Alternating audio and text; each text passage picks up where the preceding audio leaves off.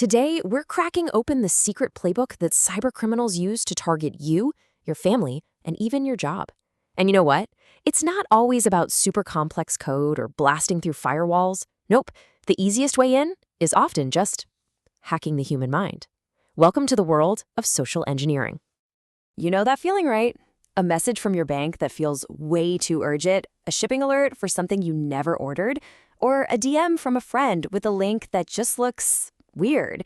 Well, that little feeling in your gut, that's your first line of defense. And today, we're going to make it razor sharp. So here's our game plan. First, we'll look at the hacker's playbook. Then we'll uncover what I call the unholy trinity of weapons they use against us. After that, we'll dissect what these attacks look like in the wild.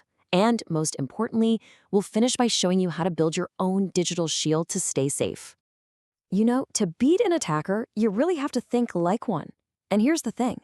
Most big cyber attacks aren't just random shots in the dark. They follow a very specific 7-step process. It's called the cyber kill chain. Think of it as their roadmap from start to finish. And this chain has 7 links. It all starts with reconnaissance. That's the silent watching phase. Then comes weaponization, where they build their trap. Delivery is how that trap gets to your door. Exploitation, that's you taking the bait. Then installation, where their nasty software gets a foothold. Command and control is when they take over the system. And finally, objectives. That's when they cash in and get what they came for. Let's just pause on that first step for a second, because it is genuinely creepy. Reconnaissance is basically digital stalking. They're scraping your social media, checking out your work history on LinkedIn, and digging through old data breaches to find your leaked passwords. You are on their radar long before they ever send you a single message. Okay, so once they've done all their homework on you, what do they actually use to attack? Well, it almost always boils down to a really potent combination of 3 main weapons, an unholy trinity, if you will. It's actually kind of amazing. With all the high-tech defenses in the world, these attacks pretty much rely on just 3 categories of weapons. Let's break them down. The first 2 weapons really go hand in hand. On one side, they look for machine weaknesses. You know, things like outdated software or a password that's just password 123.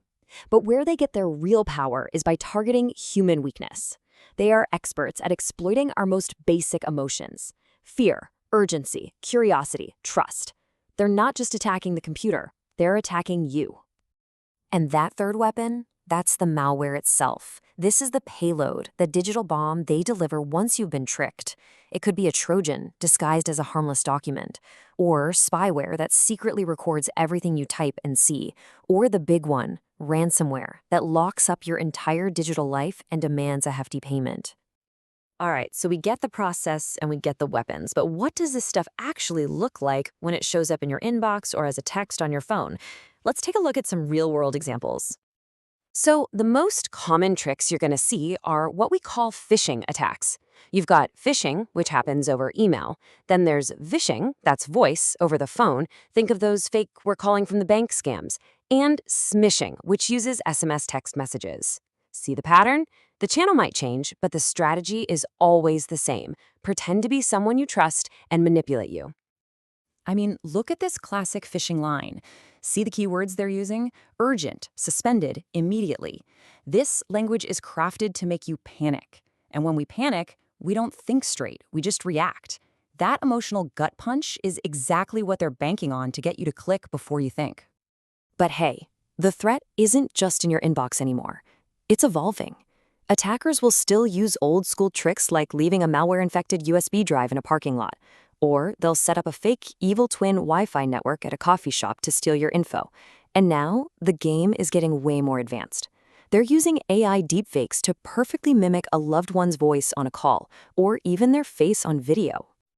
And speaking of AI, those fake social media profiles are absolutely everywhere. But there's the good news. AI still makes mistakes. You just have to look closely for the little glitches. Do the reflections in their eyes look kind of weird? Are their earrings or glasses slightly distorted? Is the background a little off? These tiny digital tells are often the only clue you have that the person you're talking to isn't real. Okay, enough doom and gloom. We've talked a lot about the problem. Now it's time to talk about the solution. How do we actually fight back? How do we build a digital shield that can protect us from all these manipulative tactics? The very first step is to get this one fundamental truth burned into your brain. The attack isn't really on your computer, it's on your emotional state. They want you to feel rushed, scared, curious, or greedy. The second you feel that emotional spike from an email or a text, that should be your signal to just stop, take a breath, and think. So, your defense toolkit is all about layers. First and foremost, always verify things independently. If your bank sends a scary email, don't you dare click that link. Open a new browser window and go to their official website yourself. Next, enable multi-factor authentication, MFA, everywhere you possibly can. Always scrutinize the sender's email address. And probably the biggest one, just reject urgency.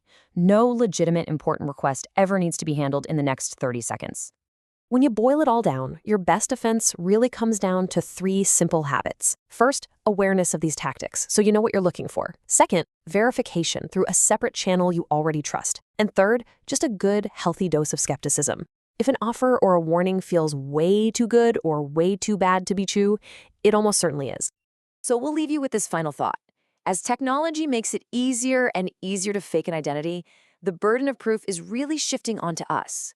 Your ability to pause, to question, and to verify, that's not just a security tip anymore. It's becoming a fundamental life skill for navigating the modern world. So the question is, how will you tell what's real?